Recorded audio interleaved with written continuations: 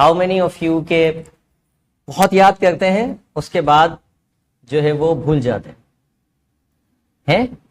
अच्छा, कितने ऐसे स्टूडेंट हैं जो कभी तो उनको बहुत अच्छा याद हो जाता है, ठीक है, पढ़ने बैठे सब कुछ याद हो गया, और कभी जो है वो घंटों बैठे हुए लेकिन याद नहीं हो। ऐसा होता है, कभी 5 मिनट में याद हो गया और कभी घंटों याद नहीं होगा। सवाल ये है कि ऐसा क्या है कि एक चीज 5 मिनट में याद हो गई, दूसरी मर्तबा वही चीज घंटों लग रहा है याद करने में। दिमाग तो वही है, फर्क किस चीज से पड़ रहा है? वही दिमाग है, सब कुछ है हमारी लेकिन जो है वो परफॉर्मेंस चेंज होगी। क्यों? ऐसा क्यों होता है? आपके ख्याल में क्या आंसर हो सकता है?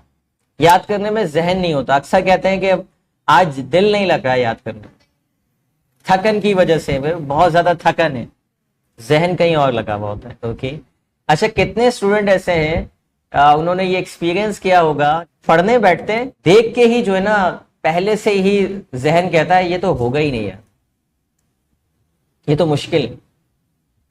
टॉपिक देखा, ये तो मैं चॉइस पे छोड़ दूंगी, है ना? ऐसा होता है, ये टॉपिक देख के ही हम कहते हैं ये तो चॉइस पे छोड़ दूंगी। ये नहीं होता।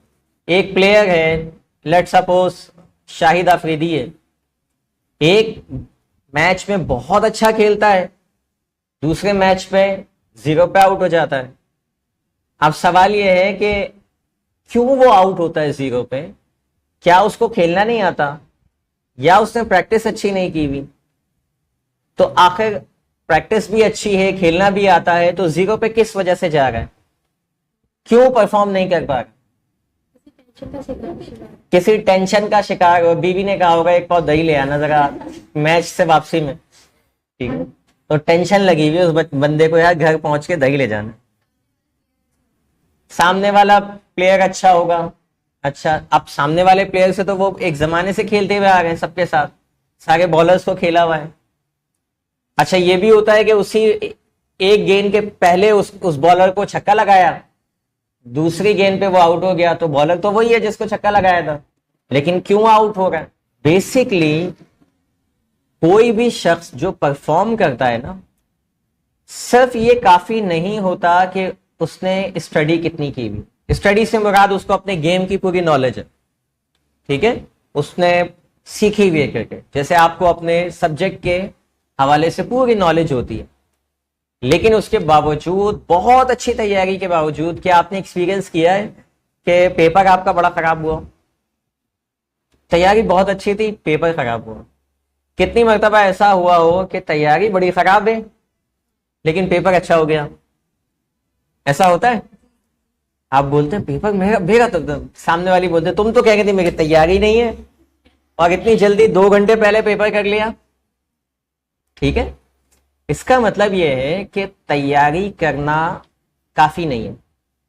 अगर खाली स्टडी, खाली तैयारी से हम हमेशा अचीव कर लेते कोई भी चीज, तो फिर जितने बैट्समैन हैं वो सब बड़ी तैयारी करके आते, बहुत मेहनत करके आते, ठीक है, सालों की मेहनत होती है। ओलंपिक्स में जो जाते हैं वो सालों मेहनत करते, लेकिन सब तो नहीं जीतते।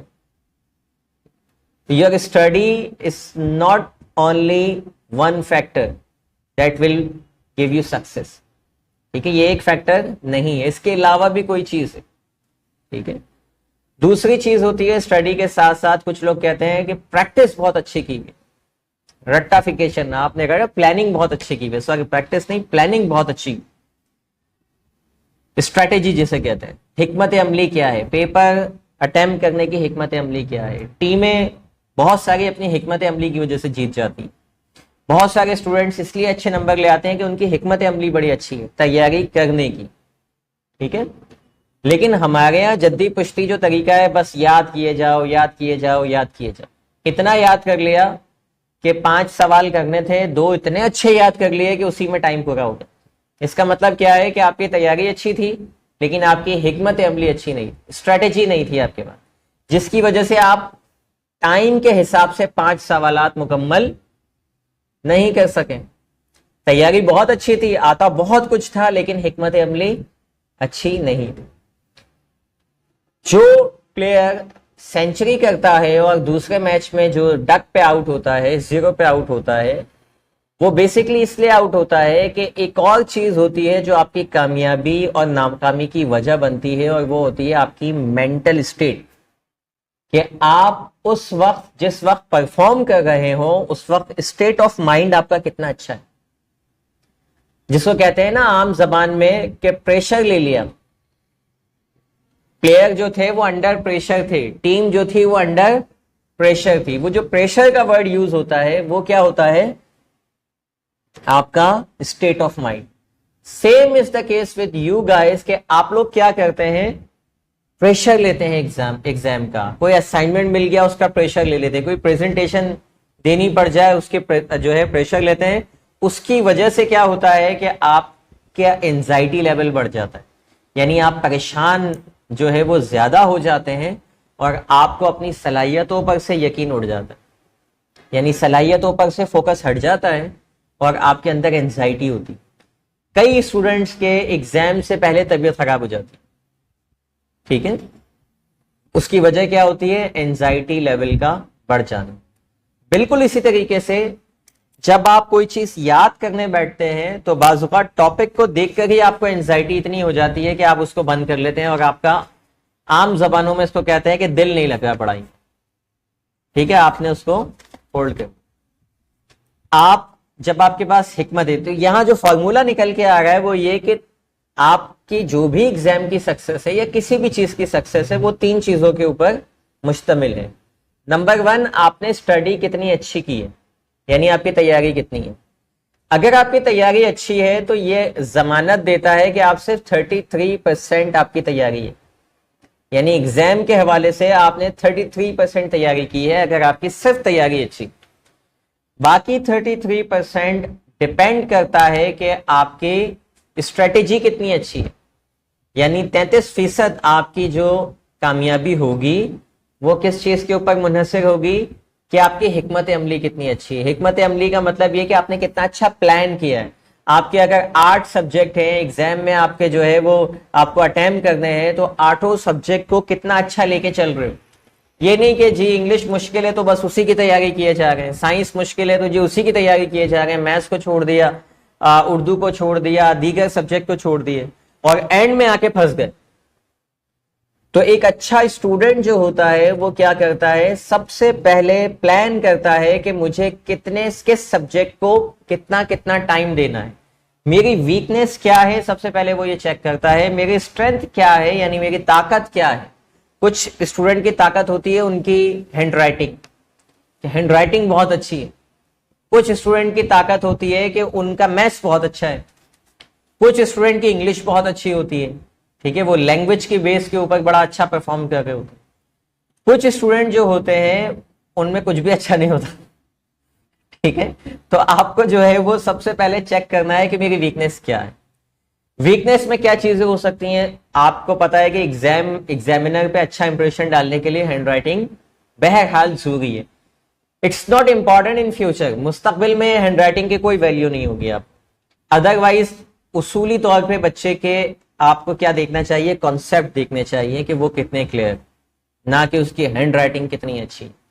बहरहाल हैंड राइटिंग पे आपने काम करना है। आपको लगता है कि हैंड राइटिंग की वजह से मेरे नंबर कट जाते हैं, जो कि सिस्टम है, सिस्टम को भी फॉलो करना। फिर आप देख लें कि मेरी जो स्ट्रेंथ है, मैथ्स में बहुत अच्छा हूं या अच्छी हूं, तो मैथ्स को आप देख लें मुझे कितने टाइम देना है, हफ्ते में कितना टाइम देना है, पर डे कितना टाइम देना है। इंग्लिश अगर मेरी वीक है तो देखो, इंग्लिश बहुत सारे बच्चों की वीक होती है, वो काम ही नहीं करते इंग्लिश पे। वो क्या करते हैं, 8-8 साल स्कूल में हमारे यहाँ बच्चे पढ़ लेते हैं और इंग्लिश नहीं आती। गवर्नमेंट स्कूल्स का भी यही हाल है, प्राइवेट स्कूल्स का भी यही हाल। उसकी वजह क्या है कि हमारा कंटेंट इस तरह से डिजाइन हुआ है कि ये बोलना सिखाता ही नहीं है इंग्लिश। कभी भी किसी स्कूल लेवल के ऊपर जब तक कि बच्चे के घर का माहौल इंग्लिश का ना हो या टीचर इंग्लिश में बात ना करती हो तो वो तो एक अलग चीज है, लेकिन आप देखेंगे कि जहां इंग्लिश में बात नहीं की जाती या क्लास रूम में लेक्चर नहीं दिए जाते, वहां के बच्चे कभी भी इंग्लिश नहीं सीख। उसका बेहतरीन तरीका यह है कि आप 3-4 महीने किसी अच्छे इंग्लिश टीचर के साथ बैठकर अपनी ग्रामर अच्छी कर लें पहले। साथ साथ अगर आप किसी लैंग्वेज सेंटर में एडमिशन ले सकते हैं, 3-4 महीने में आपकी इतनी आ जाती है आप बोलना शुरू कर दो। ये भी एक्सेस नहीं है तो अब यूट्यूब के ऊपर इतनी एप्लीकेशंस आ गई हैं, ये सोशल मीडिया के ऊपर, यूट्यूब के ऊपर इतने लोगों ने कंप्लीट लेक्चर्स डाल दिए। ठीक है, ये पार्ट कहलाता है स्ट्रेटेजी का। ठीक है, एक तो वो है जो आप याद कर रहे हैं, दूसरा ये स्ट्रेटेजी, और तीसरा state of mind. State of mind क्या होती है, ये बड़ा इंपॉर्टेंट टॉपिक है। दुनिया में सारी जंगें जो है ना वो इसी पे लड़ी जाती हैं कि आपका स्टेट ऑफ माइंड कितना अच्छा है। अगर आप अपने जहन का कंट्रोल हासिल करना नहीं जानते तो फिर आप कुछ भी, फिर कितनी ही प्रैक्टिस कर लें, आपकी हिकमत अमली कितनी ही अच्छी हो, आपकी तैयारी कितनी ही अच्छी हो, अगर यहां से कंट्रोल नहीं कर रहे अपने आप, सब भूल जाओ। पेपर हाथ में आते ही टांगे आपकी कब कमाना शुरू हो जाएंगे। ठीक है, और आपका ब्लड प्रेशर लो होगा। जब भी एग्जाम होते हैं ना तो सबसे पहला काम ये होता है कि आपका ब्लड प्रेशर लो होता है। ठीक है, सब तमाम स्टूडेंट्स का होता है, क्योंकि हर स्टूडेंट किसी ना किसी लेवल पे एंजाइटी का शिकार हो रहा होता है। ठीक है, क्योंकि प्रेशर होता है ना, टाइम कम है, मुकाबला सख्त है। ठीक है, जो जितना ज्यादा पोजीशन लेके आता है उसको उतनी ज्यादा एंजाइटी भी होती है। क्यों? क्योंकि उसको अपनी परफॉर्मेंस जो है वो साबित करनी होती है एक बार। जिसके जितने कम नंबर आते हैं वो उतना ही टेंशन लेस होता है, उसे पता है कुछ भी करके 40 नंबर तो आ ही जाएंगे। स्टेट ऑफ माइंड को आपने, यानी अपने दिमाग को कैसे जो है वो कंट्रोल करना है, इसके ऊपर अब हमारी आगे बात चलेगी। देखो, जब भी आप आज के बाद से स्टडी करने बैठेंगे, ठीक है, कुछ बुनियादी चीजों का आपने ख्याल करना है। एक चीज तो ये समझ लीजिए कि आपके जो माइंड है और जो आपकी बॉडी है, ये दोनों लिंक्ड हैं। क्या है? लिंक्ड है। यानी जो हम सोचते हैं वो असर हमारे जिस्म पे पड़ता है, और जो हम जिस हालत में अपने जिस्म को रखते हैं वो असर हमारे माइंड पे पड़ता है। ठीक है, इसकी एक छोटी सी एक्सरसाइज करते हैं, उससे आपको पता चलेगा कि हमारी बॉडी हमारे माइंड पर कितना असर डालती है। स्पाइनल कॉर्ड जो है आपकी, रीढ़ की हड्डी, ये स्ट्रेट होनी चाहिए। ठीक है, स्ट्रेट, ये ऐसी दादी अम्मा की तरह झुकी भी नहीं होनी चाहिए। ठीक है, ये स्ट्रेट होनी चाहिए। ये जो शोल्डर्स हैं आपके, ये आगे की तरफ झुके हुए नहीं होने चाहिए, बल्कि स्ट्रेच होना चाहिए, जैसे फौजी होता है ना, शोल्डर्स। चेहरा आपका थोड़ा सा ऊपर 20 डिग्री अप। ठीक है, चेहरा तो 20 डिग्री अप। उसके बाद चेहरे पे हल्की सी मुस्कुराहट रखी, ऐसी मुस्कुराहट जब आपको आपकी किसी दोस्त का कोई राज पता चल जाए। ठीक है, और आपको वो बताना नहीं चाह रही लेकिन आपको सब पता हो। ठीक है, तो आपके चेहरे पे कैसी मुस्कुराहट आती है ना, मुझे सब पता है। तो ऐसी हल्की सी मुस्कुराहट। ठीक है, अब किसी नेगेटिव वाकये के बारे में सोचिए, कोई मनफी सोच, कोई बुरी सोच जो आपको तंग करती है। इसी हालत में रहते हैं, आ गई सोच, आ गई, आपको सोच आएगी नहीं, मनफी ख्याल आएगा ही नहीं। क्यों नहीं आएगा? क्योंकि आपने अपनी बॉडी को इतना पॉजिटिव रखा हुआ है कि ये बॉडी असर डाल रही है आपके जहन पर और आपको नेगेटिव ख्याल नहीं आ रहा। अब इसका ऑपोजिट करते हैं। ठीक है, आप ऐसे चेहरा नीचे कर लें, शोल्डर्स नीचे कर लें, रीढ़ की हड्डी को वापस दादी अम्मा की तरह फोल्ड कर लें। ठीक है, चेहरे पे से अपनी मुस्कुराहट बिल्कुल खत्म कर दीजिए, और अब सोचिए इस हालत में रहते हुए किसी पॉजिटिव वाकये के बारे में, कोई पॉजिटिव बात, कोई पॉजिटिव सोच अपने जहन में लेके आइए। मुश्किल होगा पॉजिटिव सोच लाना, आ ही नहीं गई। That is the power of your body कि जब हम बॉडी को इस हालत में रखते हैं तो पॉजिटिव ख्यालात आना बंद हो जाते हैं, जब बॉडी को इस हालत में रखते हैं मुस्कुराहट के साथ तो नेगेटिव ख्यालात आना बंद हो जाते हैं। अब सोचो, जब एग्जाम के बारे में हम सोचते हैं, ठीक है, पढ़ाई के बारे में सोचते हैं, तो हमारा माइंड और हमारी बॉडी किस हालत में होती है? नॉर्मली जब एग्जाम के बारे में आप सोच रहे होते हैं तो आप इस पोजीशन में होते हैं, ठीक है, यानी चेहरा नीचे की तरफ होता है और आप जो है वो स्पाइनल कॉर्ड आपकी फोल्ड होती है, शोल्डर्स नीचे की तरफ होते हैं और आप एग्जाम के बारे में सोच रहे होते हैं कि एग्जाम आने वाले हैं, तैयारी करनी है, अभी तक फला चैप्टर नहीं हुआ, अभी तक फला चैप्टर नहीं हुआ, ठीक है। जब आप मनफी अपने बॉडी स्ट्रक्चर को मनफी हालत में रखते हैं तो थॉट्स भी मनफी आती और आपको आपका माइंड सपोर्ट नहीं करता, आप मजीद टेंशन में जाते चले जाते हैं, एंजाइटी को डेवलप कर, ठीक है। इसकी कई वजूहात हैं। इसकी एक वजह यह भी है कि हमेशा एग्जाम के हवाले से हमें डराया और धमकाया जाता है, ठीक है। यही वजह है कि एग्जाम का नाम सुनकर, पढ़ाई का नाम सुनकर हम एक मनफी कैफियत के अंदर जाते हैं। जब मनफी कैफियत में जाते हैं तो पॉजिटिव ख्यालात आना बंद हो जाते हैं। जब पॉजिटिव ख्यालात आना बंद हो जाते हैं तो हम अपनी स्टडी से मनफी सोच को एसोसिएट करते हैं, लिंक करते हैं। लिहाजा जब भी स्टडी करने बैठते हैं तो नेगेटिव ख्यालात आना शुरू हो जाते हैं, क्योंकि हमने बचपन से नेगेटिव चीजों को इससे अटैच किया। हमें मजा ही नहीं आता पढ़ने में, खेलते वक्त हमें पॉजिटिव ख्यालात आ रहे होते हैं, हमारी एनर्जी बहुत हाई होती है, क्योंकि बचपन से पॉजिटिव एसोसिएशन है, ठीक है।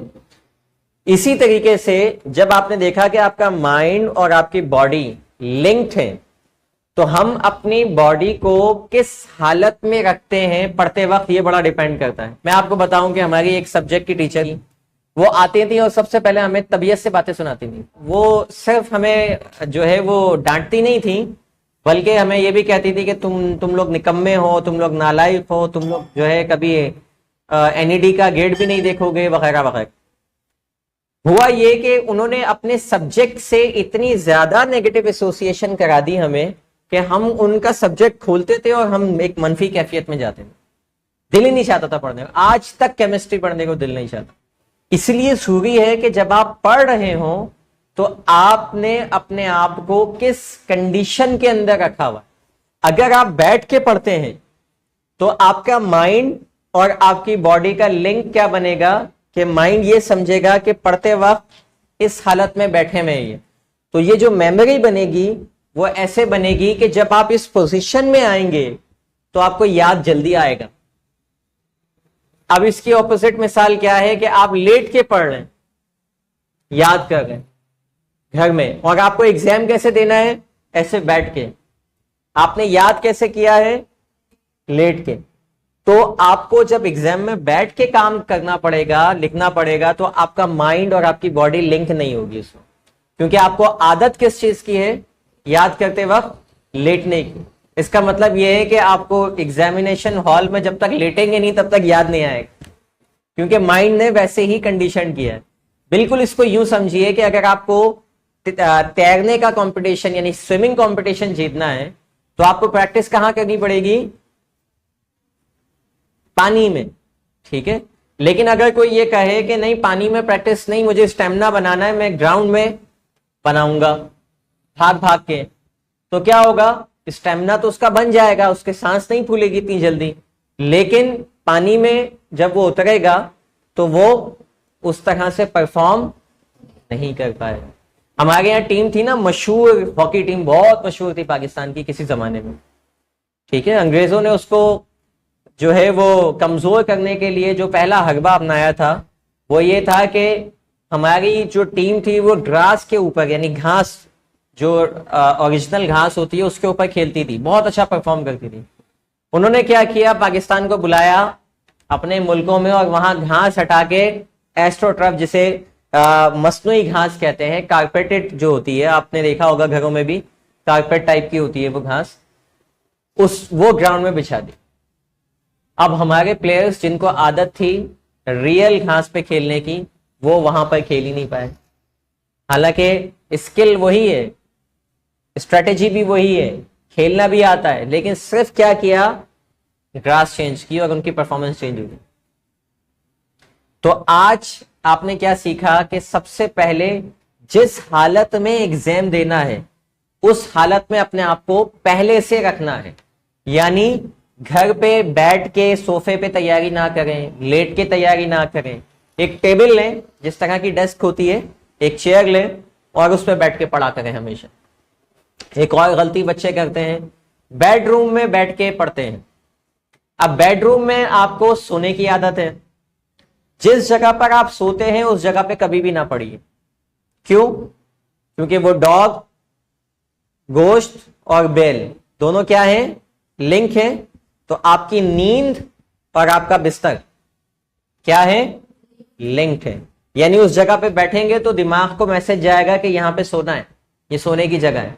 तो आप वहां पर, आपको वो, जब भी ज्यादातर स्टूडेंट को किताब खोलते ही नींद आने लग जाती, क्योंकि वो ज्यादातर लोग क्या करते हैं, अपने बेड पे बैठ के पढ़ रहे। बेड पे बैठ के खाना नहीं खाइए, यानी जो सोने की जगह है ना उधर दूसरा कोई काम करें ही नहीं, वरना आपकी नींद भी खराब होगी।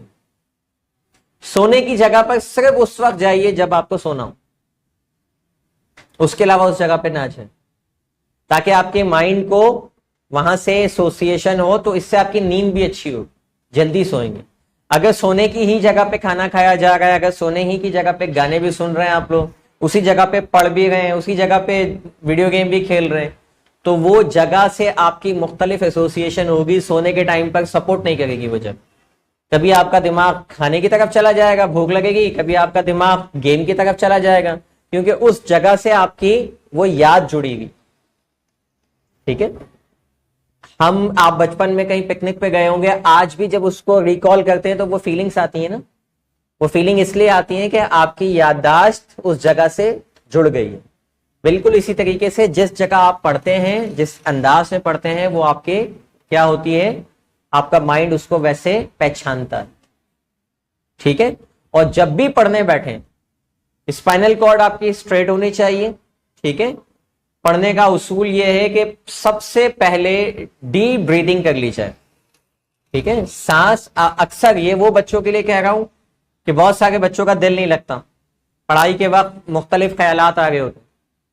ठीक है, ऐसा होता है कि पढ़ते वक्त अलग अलग किस्म के ख्यालात आ गए। ठीक है, फोकस नहीं कर पा रहे आप स्टडी।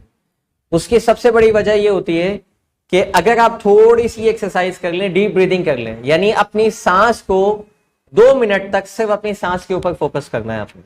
ठीक है, सांस कैसे लेनी है, नोस्ट्रिल से आप सांस इनहेल करेंगे, थोड़ी देर तक होल्ड करेंगे। ठीक है, जितनी देर तक इनहेल की है, लेट सपोज आप 3 काउंट तक इनहेल करते हैं, तो आपने 6 काउंट तक होल्ड करना है। कैसे,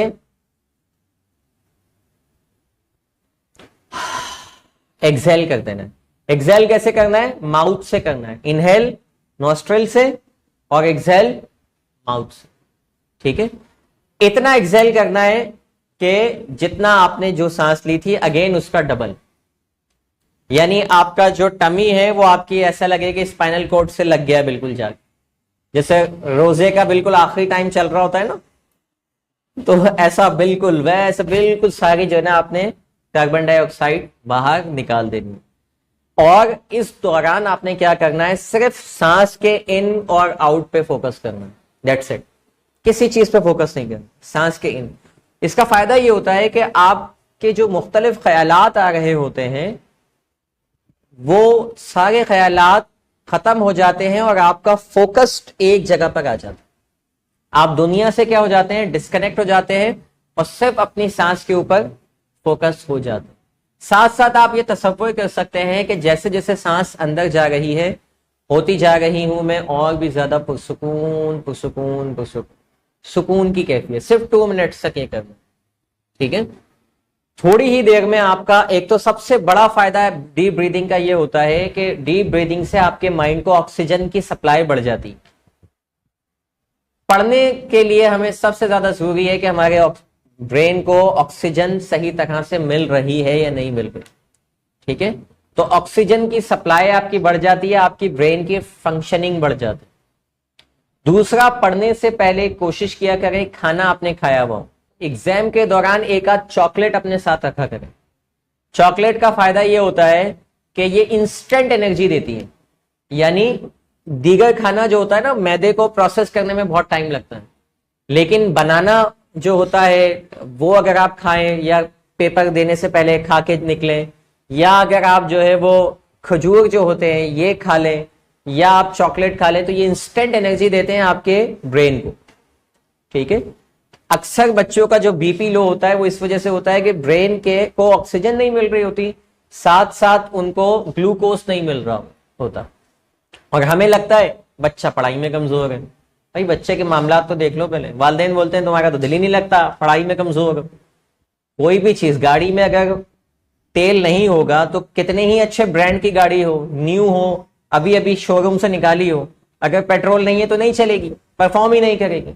ठीक है, तो हमारे जहन को भी क्या चाहिए, पेट्रोल चाहिए, ऑक्सीजन के जरिए मिलेगा, और इंस्टेंट एनर्जी बूस्टर जो है आपके चॉकलेट वगैरह ये चीज। अक्सर बच्चे एक और गलती करते हैं, स्कूल भूखे आ जाते, एग्जाम से पहले भूखे चले जाते, ये गलती आप लोग ना किया करें। ठीक है, तो ये दो काम आपने करने हैं, आज यहीं पर ही रखते हैं, मंडे को यहीं से आगे मजीद स्टार्ट करेंगे कि कौन कौन सी मजीद एक्टिविटीज हैं जो आपने करनी है, जिससे आपके परफॉर्मेंस जो है वो क्या होगी, बढ़ेगी।